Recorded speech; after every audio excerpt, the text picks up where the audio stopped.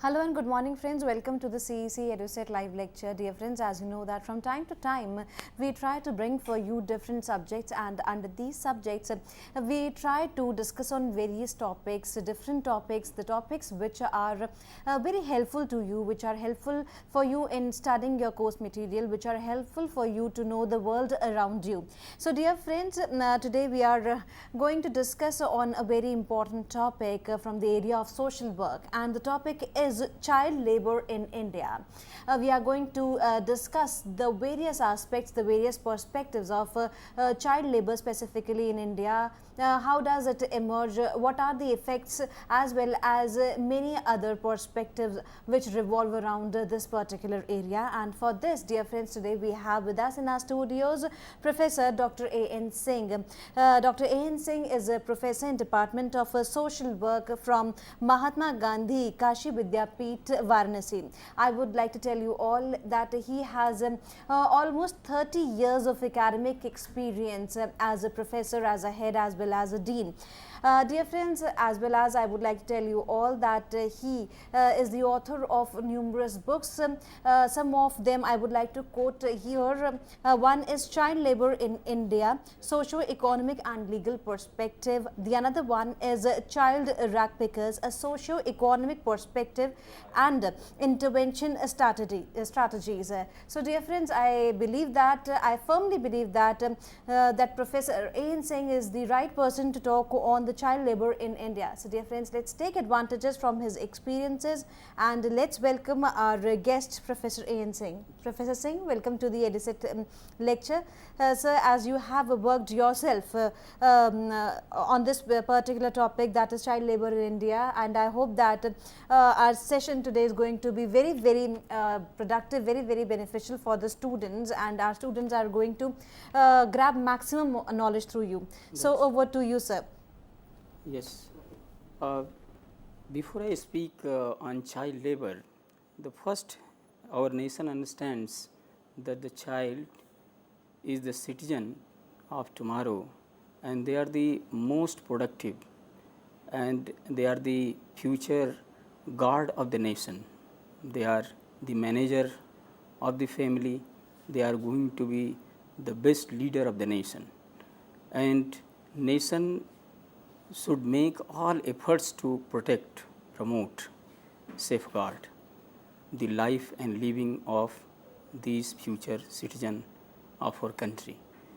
Undoubtedly, the Constitution has made several efforts to check that the children are fully protected, given due care and attention.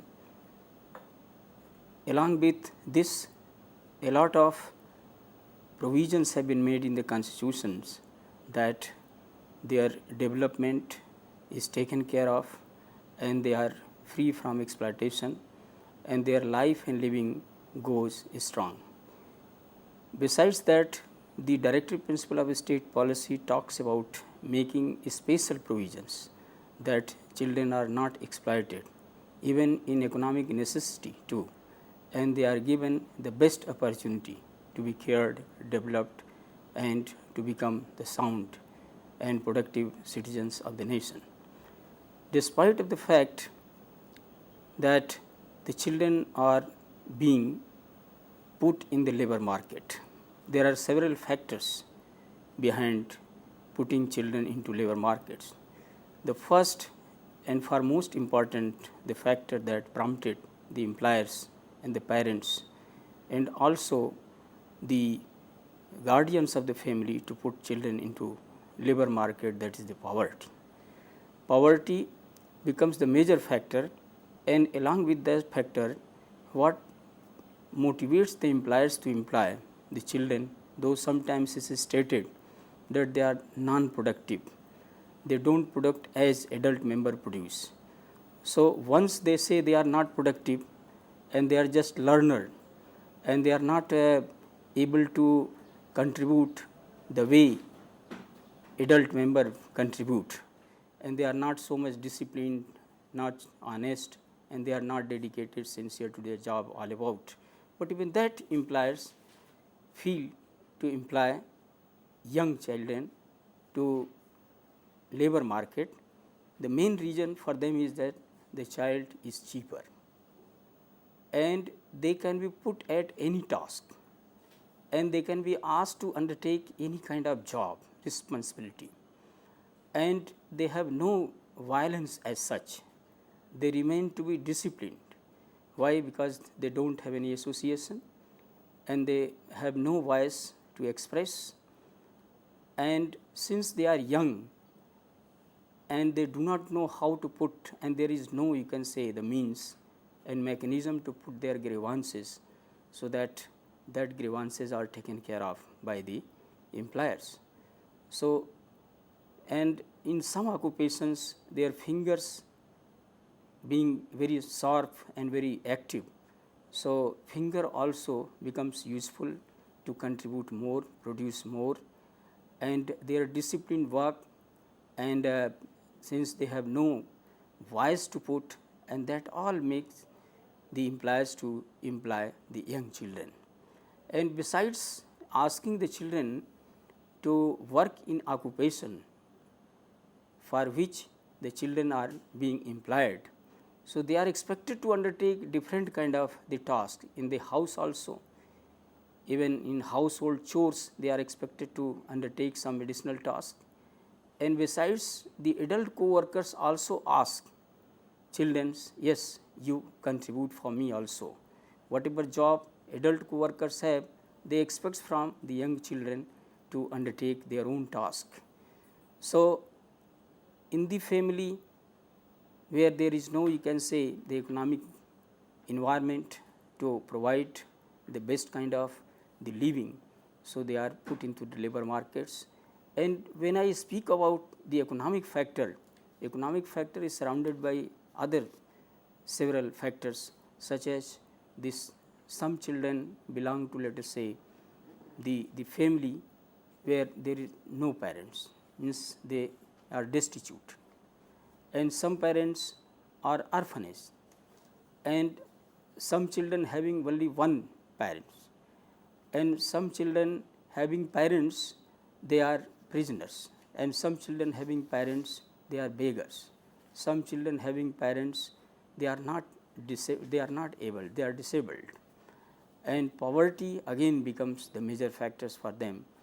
And large family size, again, though family feels that the more children means more hands, earning hands in the family, so they try to have more children in the family, so that the monthly and daily earning of the family goes high. So, the moment child becomes productive and supportive, they, besides putting the children into the educational institutions where the child could grow, develop, advance and become mature and productive being in the society, so they are forced by the parents to go into labor market. And since the family puts 5 children in the market, if one child earns, let us say, 10 rupees, in total it comes 50. So, this is the way the children are put into the labor markets, and sometimes cultural factors is also seen, the responsible factors. Some parents feel that we do not have culture to educate the children, and schools environment is not fruitful, and whatever the government has introduced in the school to make for the children, school does not provide. So, this kind of the reasons sometimes in some families put by the parents, though it is not, you can say, may be taken as very responsible factors. To me it looks the economic factors become the most significant factors, that prompting the parents, compelling the parents, and also motivating, let us say, the employers to exploit this situation and employ more and more children. Now, if you see the area where children are put to work, I think there is no occupation where children are not working. Means almost every occupation children are found to be working.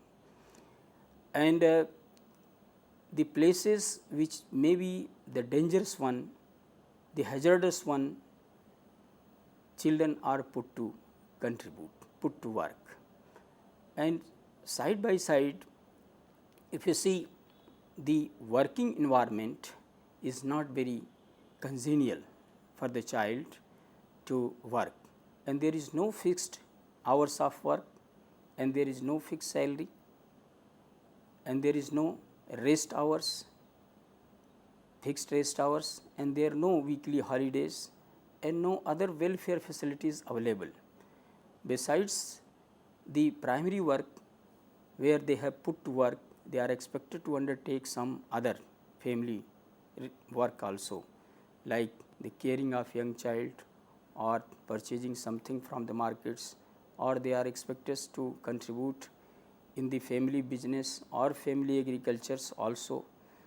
So, they have asked to contribute very heavily, and since this is the stage of their growth and development, and mainly the children from 6 to 15 years are put to work, though legal provision does not allow. I will talk later about the legal provisions, but even that being the best choice, profitable to the employers, and also compulsion for the family because of large family size and poverty, and the children, since they are ignorant, they find no means to. And secondly, when the child starts working, the child also feels that he is or she is going to contribute family economically. So, once the child contributes to the family, he feels that he is a regardful person of the family, because instead of being the burden, economic burden to the family, now he is contributors. He is contributing in the economic earning of the family. So, now the child also starts getting some respect and recognition, being contributor, economic contribution, contributors to the family. So, he gets some respect and recognition out of the work, and besides being, let us say, the economic, the burden to the family by having the educational expenses or expenses on their clothing, food and other area. So, now child starts contributing, and child starts learning adult behavior, and child also start getting some recognition, respect as adult earning members get in the family.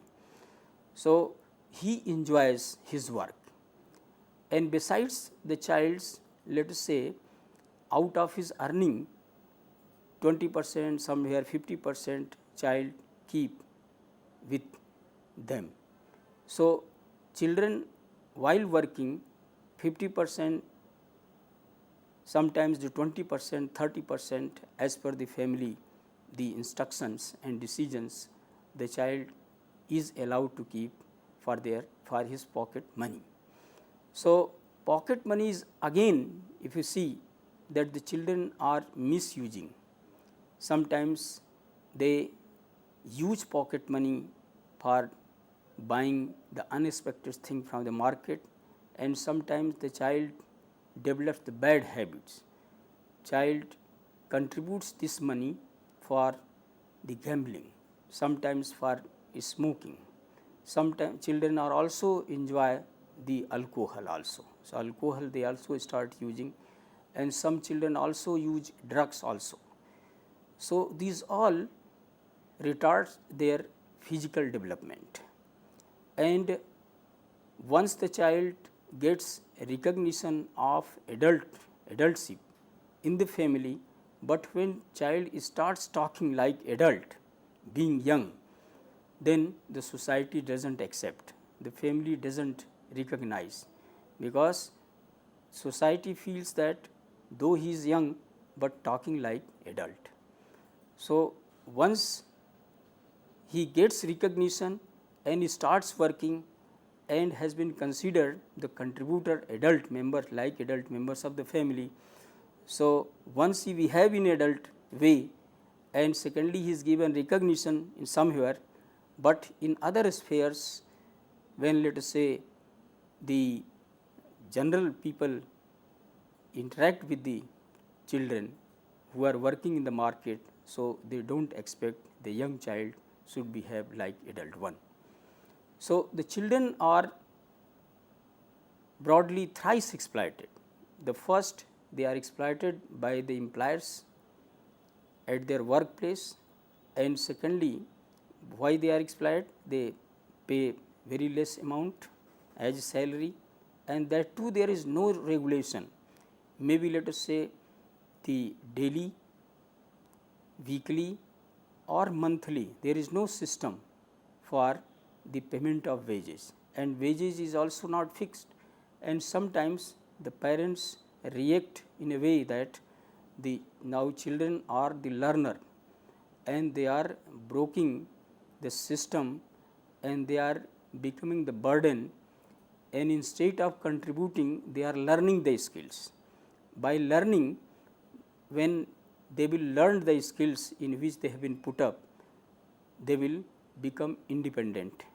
They will run their business and they will run the shop independently later. So, instead of paying the child to the parents or the child, just they blame the child is no way contributive, and child is not honest, and child is not sincere, child is not committed, and the child is becoming responsible for the employers and the industry in which the child has been employed. So, by this way, employers, and again by asking the child more hours of work without providing the proper facilities and regulating the working hours and the rest and also the holiday all about, and there is no provisions for welfare and future security, and side by side we see that there is no the safety provisions allowed to the young children to enjoy. This is the one section of society that is employer keep on exploiting, and secondly the consumers as well. Consumers are also, let us say in dhaba or shops or tea stalls, let us say when the consumer come for buying the tea, or let us say the in dhabas asking for meal. So, when the child comes to serve the meals or the tea, then the consumer asks the child to go to next shop and bring liquor, go to next shop, bring cigarette for us, and if child does not put utensil properly, the child is threatened, child is abused, and child is beaten sometimes by the consumers themselves. And adult co-workers again, they also expect that since the children are young and they are obedient, so they should undertake their own work, they should share their own work, and they are expected to contribute to their personal pleasure also, like whatever they expect to undertake. The child being young, being ignorant, the child has no way out except to contribute to the adult worker's responsibility, and besides the responsibility that employer has asked him to contribute. So, now the children are exploited by the three sections of society, the employers, consumers, and the third one, the you can say this the shopkeepers, the society, general society, and adult co-workers, and their colleague also working in different sectors. Now, after working, as I have said that it has yielded the several kind of bad effect. The first, the child learns adult behavior, though in this young age the child is not expected to learn, because every age has its own voice, every age has its own statement, and every age expectation is something different. So, when child starts behaving, acting in an adult way, society doesn't accept, doesn't recognize, doesn't welcome. And secondly, as I have said, the child has started stealing habit. Child start alcoholism, and child start drug addiction, and child start disobeying the parents, the family instructions, because once the child starts earning and start contributing to the family income, child also feels that he is grown up and contributors to the family. So, instead of obeying the family instructions, so he has to put instruction, he has to play the role of the leaders. So, now he doesn't obey, doesn't follow the instruction passed on by the family. So, now has become disobedient, and besides that, the physical growth of the child becomes difficult, the child's growth becomes hampered. The children develop skin problems, some children develop the heart problem, and some children develop some other kind of problems. So, physical problem, the social problems, and then developmental problems. So, child suffers very badly, physically, mentally, socially, and after working for so many years, if you expect the child to run business independently or to start the work in which they have been skillful and trained, so again the family and economic condition doesn't allow the child to remain independent. So, after working, he just pass on his time very unsatisfactory way. Now, what the legal provision, the social organizations, social and legal efforts made to control this very problem, which is challenge to not only our nation but throughout the world. So, as I have said, there is no occupation in which children are not working, means in every occupation children are found to be working, and there is no country where the no child labor is found. So, this is particularly the India is the country which has largest number of the child labor, and though we understand that it yields negative effect on the child and society and the nation, but even that the number of children is increasing day by day. So, there are two types of the child labor we find, and now the form of child labor is also increasing, like the children are working in the industrial sectors, and now the second category of children working in the family occupations, maybe the agriculture, maybe business or any occupation started by the family concerned.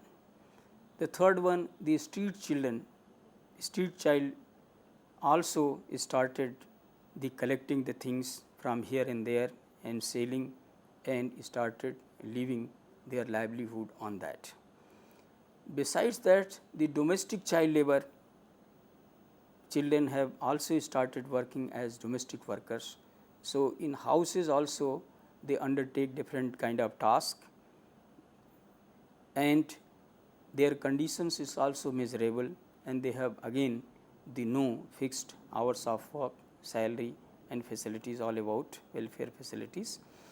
So, the type of the child labor is increasing day by day, and now what the government has done, what the social organization have done. So, there are number of voluntary organization, there are number of activities, and the government also has done some tremendous work to control and also the rehabilitate the children working in different sectors. So, first the government has introduced the child labor welfare policy, and under this welfare policy government has started the child labor schools, especially for the children working in different hazardous occupations. So, idea of this school is to allow the children to be free from the hazardous occupation and get education, formal, non-formal education. The nutrition services is also available, the counseling services, vocational counseling services is also available, and then the idea is to educate the child and side by side learn some skillful training, so that after the proper growth and educational development of the child, when child goes back to his family, child becomes economically and socially productive and useful to the society.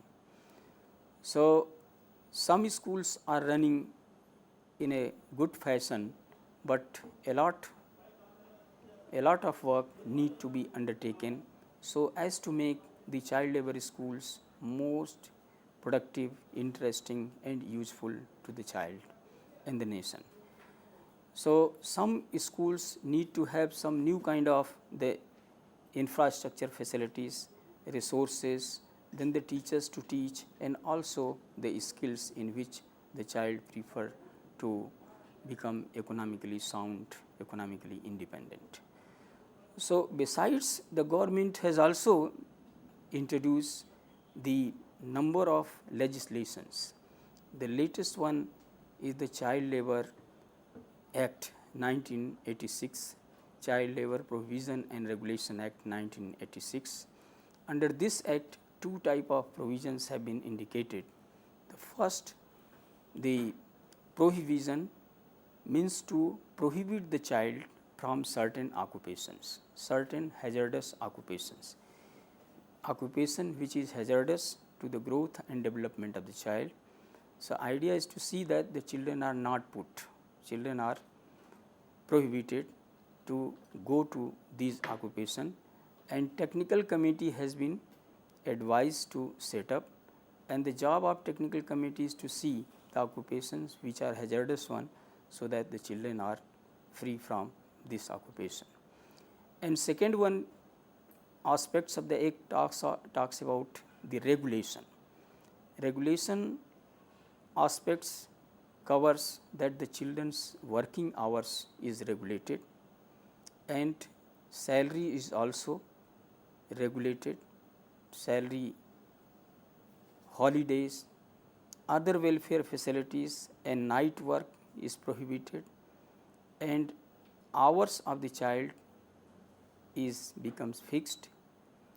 So, and besides that, the children are given due opportunities, security, safety and social security, they are also given, so that the future of the child become the sound. Besides the legal provisions, now some social activists like Baba Amte, Kailash Nath Satyarthi and others, they have contributed a lot. In my own study which I conducted long back, and I started writing, the children are being used at bonded labor.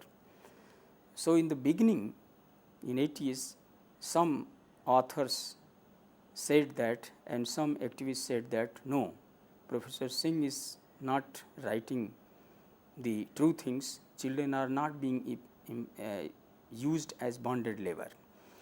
So, now when Kailash Nath Satyarthi, Baba Amte started relief work and providing relief to the child labor, then my work, my contribution became most, you can say, popular and authentic.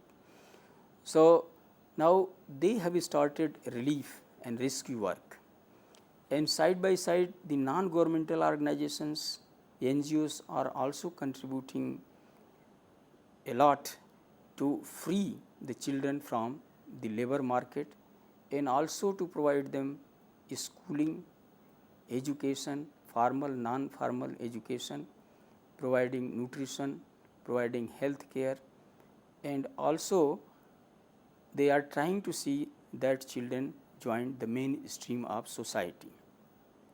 So, besides this, what we see that we have number of studies and we know the fact why children are working, and there has been the decision by the businessmen association that the product which is being contributed by the child we will not sell.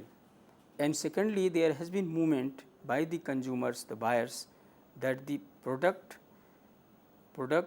made by the children will not be bought, will not be purchased. We will not purchase the goods and services which are being produced, made by the young children.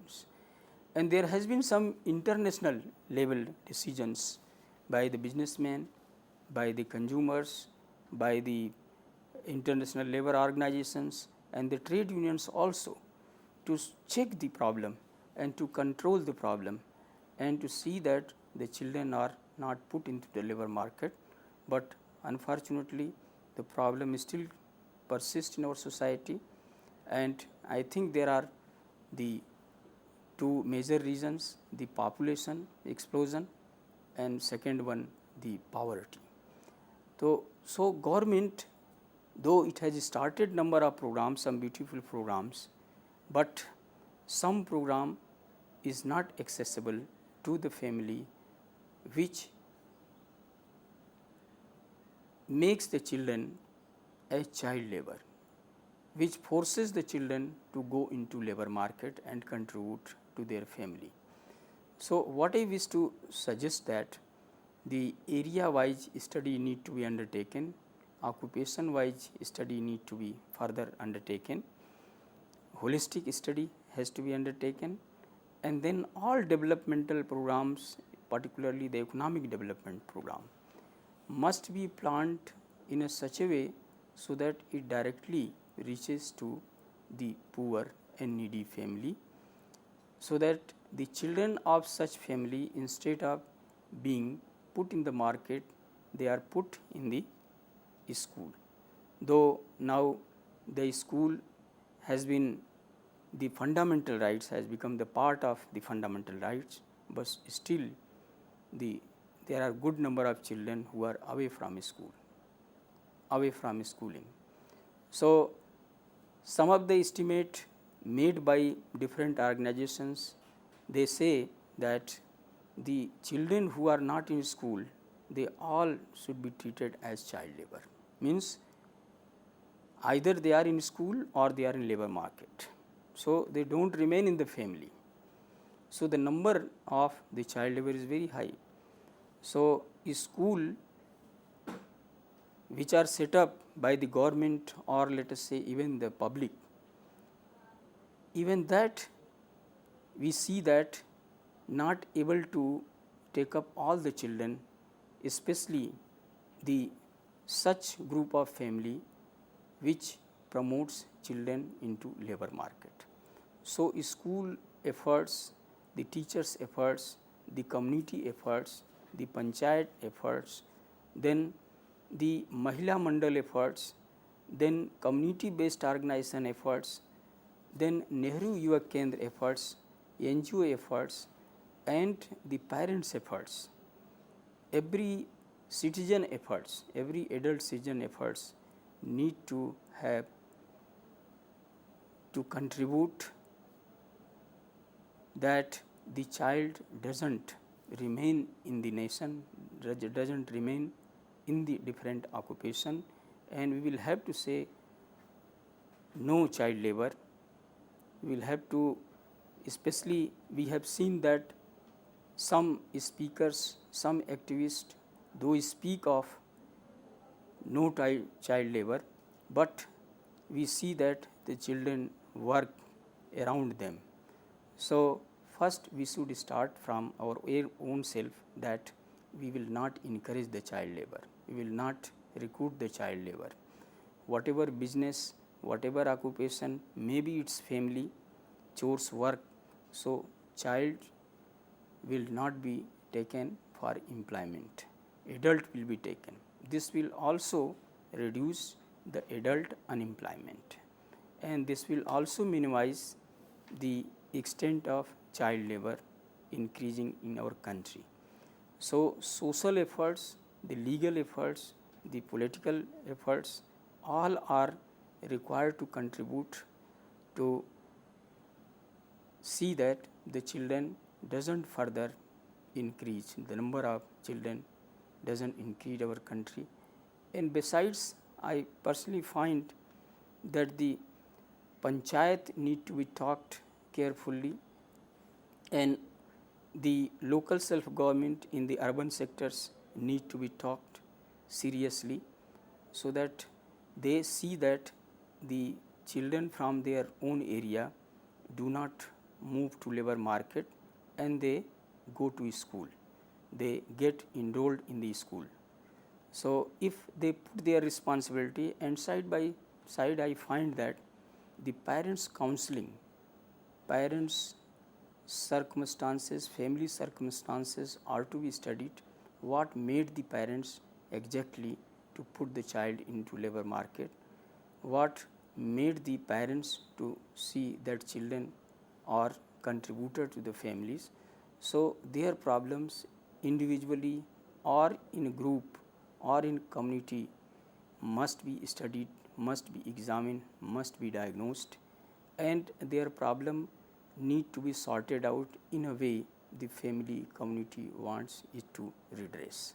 So, that will be the right solution to bring the gap between the program which run to see that the children get education and children do not reach to the labor market, and also it will ensure the better future, better prospects for the children to become the grown up, developed and contributive adult, so that they will be personally satisfied, socially useful and productive being of society.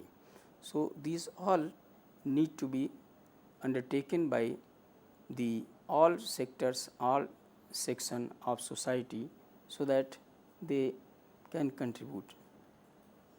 Definitely, everybody can contribute while making the sincere efforts for the development of child. We should try to break the ongoing process of the child labor which still pursues in India. Sir, now my question is, do you feel so at community level, as you yourself said in the lecture, if at community level constant efforts are made, then this problem of child labor could be solved at certain extent? Yes, yes, very rightly you have said that every family and every community is unique as well as similar to others. So, unique features, unique characteristics, unique problems, uniqueness of the problem must be studied, must be examined, must be sorted out, and the reasons behind the problem must be chalked out, and accordingly we need to prepare the counseling programs, so that the area of the necessity the family need to have, maybe knowledge wise, if the family doesn't have, the community doesn't have sound knowledge where to put the child, what facility we have for children at the moment, what government has done for the children. So, if community doesn't understand, doesn't know what government has done, what resources we have for the children to make them sound and the bright for their future. So, the knowledge wise strength must be, you can say, this given to the family concerned. If the community family doesn't have resources, so resources are there started by the government, and some resources are also started by the, let us say, the non-governmental organizations, and these are resources may not be known to the family, may not be known to the community. So there is gap between the resources and the need. So the needy family, needy community must be supported in a way with information, with knowledge, and with support system, with motivation, so that the resources available for economic prosperity, economic interest, or reaches to concerned family, and family becomes so sound so that the family takes care of the children. Yes, sir, definitely. You rightly said that if we want to make the future of India bright, then it is necessary that we should bring these children with the normal children who go to school, who have normal education, and who opt for better career. When we are talking about the participation at community level, sir, do you believe that we need lots of people, we need lots of youth who could voluntarily work out, who could go door to door, because explaining the families, because as we can well predict out that the families are from the level where their mindset is not at that level where they think that their children should get a better education. They think that their children should get 100 rupee a day and they could survive and eat food. So do you feel so that if youth, especially the youth, if they voluntarily go out from door to door and explain their families and the children, the task would be easier? Yes, you are very right. When we speak of youth, we have the youth association, that is Nehru Yuva Kendra. In every village, in every area, urban area, you will find the Nehru Yuva Kendra is there, and the number of youth who are enrolled with Nehru Yuva Kendra, and the NSS volunteers we have. Now the college students, university students, then school students, school going students, even the non-school going youth in and around the village, in and around the muhallas. So if their contribution is taken, they are asked to search out which are the family, which are the children who are compelled to undertake the work in the labor market, so they can contribute a lot in this fashion. And secondly, if they are given some tasks to educate the family, educate the community, and also empower the community and the family by knowledge, by information, by resources, what government has done, the non-governmental organization have done to see that the children are free from the employment. So young youth can contribute a lot, because the knowledge wise, energy wise, and interest wise also they have a lot of interest to contribute for the nation's building, rebuilding. So subject, it's a question of how to utilize their interest and their knowledge. So once they are asked and given recognition, and they are asked for some responsibility, so certainly they would love to contribute in this fashion. So this will be one of the very interesting efforts, and very, you can say, the sustainable efforts to see that the youth are contributing a lot, to see that children are not put into labor market, they are put to school. There is one more question appearing in my mind. Is there any provision, or is there any protocol or rules or regulation have far so regulated that all those children who are working, for example, if they are working for 6 hours, is there any provision that the place where they are working, those places provide education to them also, so that the time they are working, but apart from that they could get education in the remaining part, in the remaining day? Yes.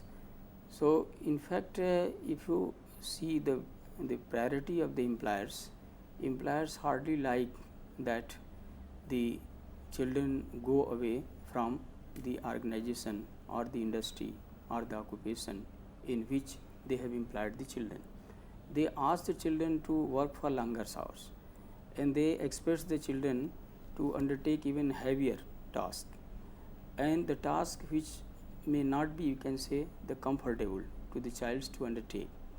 And since the child is very obedient and the child doesn't have voice doesn't have association, and for profit making, the employers hardly like the children to work for short duration and go some academic institution or schools for further education, training and development. However, the government has started the child labor school. And a child labor school, as I have said, the idea is to see that the children who are working in a hazardous occupation, they are being freed and they are given the formal and informal education, clothing and the meals, and side by side the vocational guidance, social support, so that after getting education and learning vocational skills in which they are interested, so when they go to society, they become economically independent and socially useful to the society. So this kind of efforts is already on by the government, but as I have said, the school infrastructure, school resources, the teachers teaching and their salary and all about is not very, you can say, productive one.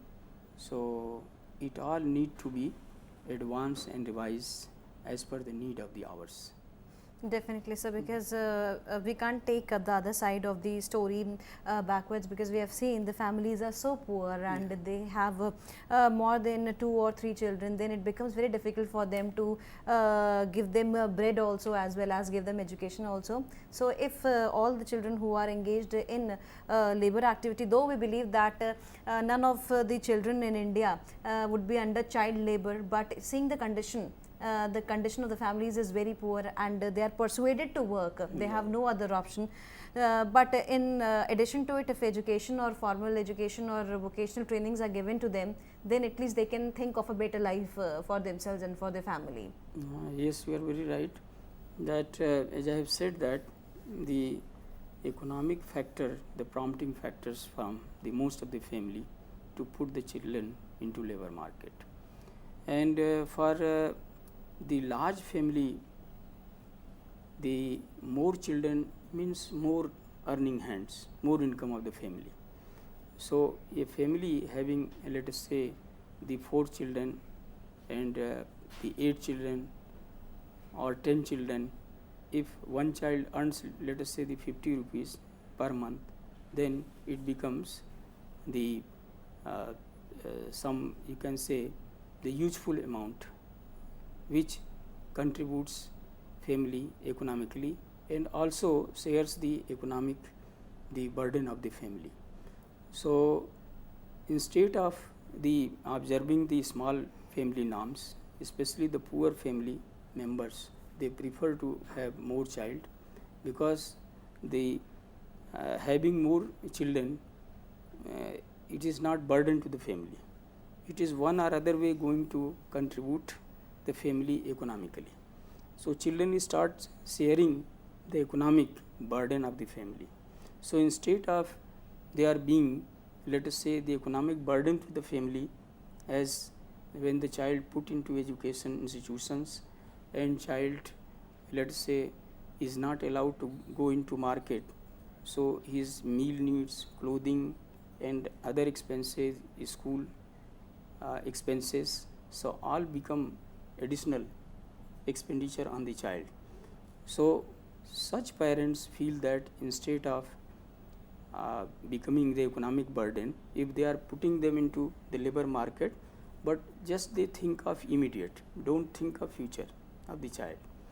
So the child, let us say, as they have the right, children have right, and government has also priority, and government has also introduced, and people should do on priority. But unfortunately, the parents, the community cultures, the environment, and their, you can say, the mindset sometimes, and their educational backgrounds and economic, the circumstances I've said, doesn't allow to see that the children are joining the best kind of platform, the best kind of opportunity, so that they become physically, mentally, socially sound, productive and so that the future of the family will be more sound and the future of the nation will be more effective and sound, productive one. So instead of thinking for the future, they just think of present one. So Definitely. what and how they are sailing, in what way they are passing through, considering the existing environment, they take decision to put the child into labor market without looking the future of the child, the future of the nation, the future of the family, that who is going to head the family, who is going to head the nation, and what kind of the future, the generation we are going to have, without thinking. And these children become the burden to the nation, burden to the society, and burden to the family and the community as well, if they are put into labor market. Definitely rightly said. If we want to think for the betterment of the society, we need to think for the betterment of these children which are under continuous pressure of being a labor. So, apart from all those who are engaged into social work, do you feel so if each one of us take it as our moral duty of teaching each child, then we can fulfill the tagline, that is each one teach one, and we can think of that at least we are giving better education to them, so that for not for the longer period of the time these children would be engaged in these activities and could think of a better life for themselves. So should each one of us take it as our moral duty? This is good, and being, you can say, the citizen of the nation, everyone should find out and must have pace and space to give this one as a priority. But unfortunately, we know in the changing time we are passing through, the people are busy, having a lot of responsibility, and they have their own priorities. But being true citizen, being the responsible citizen, we should think about the others, we should think about our nation, we should think about society as well. So if we youth or we adult citizen take decision that no, we have to see that children are also educated and they are free from labor market. So if you take this as the challenge and contribute for it, I think this will be the best way. And by, let us say, the not going to away, the places where we live, around the place where we live, if we take the area where we live or surroundings, if the children or such family are there or children having of that category, then we should focus on that. If you start teaching, if you are motivating, if you are educating, if you start, let us say, the preparing the parents, so certainly I believe the problem will be minimized, and we will work in the interest of the nation, we will work in the favor of the government, and we will work in the priority and the policy guidelines of the nation. Definitely, for this you rightly said that we should frame out the proper policies so that we could save the generation, that is the child labor of, in India, that is we could save the children from labor in India.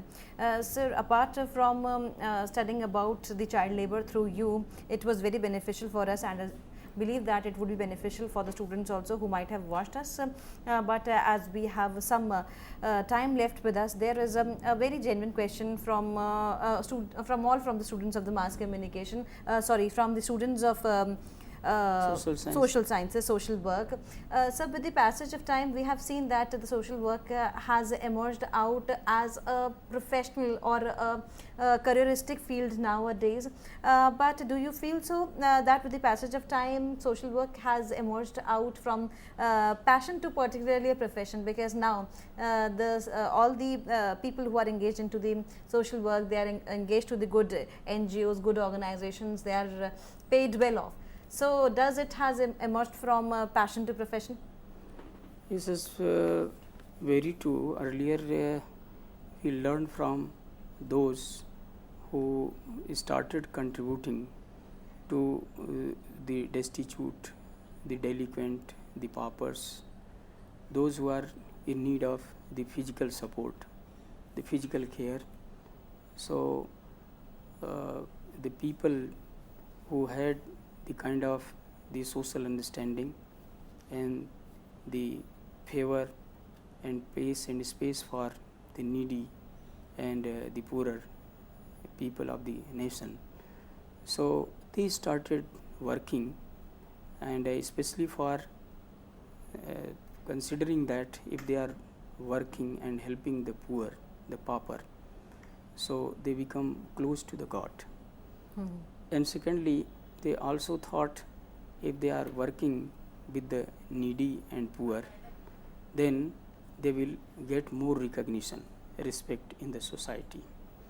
And third, it also satisfied to their interest, satisfied to their heart, satisfied to their feeling, because the moment we help the poorer on the basis of my own interest, so certainly it satisfies my own interest. Definitely. And that did not require to have, let us say, any kind of training, any kind of education, any kind of exposure, whether we have been exposed in social service, we have got any kind of professional training, education, all. So that idea prompted, because now helping the helpless, especially, it's very tough. So people's psychology, people's sociology, people's politics, people's culture, all, and the help that should be, you can say, the sustainable help. It's not, let us say, this someone is need of bread and butter, provide bread and butter. That is not sustainable support. So support which becomes sustainable and far reaching. So for that we need education, and for that we have social work education. And social work students are also working in government department and non-governmental organizations, with the institutions running for child labor, running for destitute, they can contribute a lot. Definitely.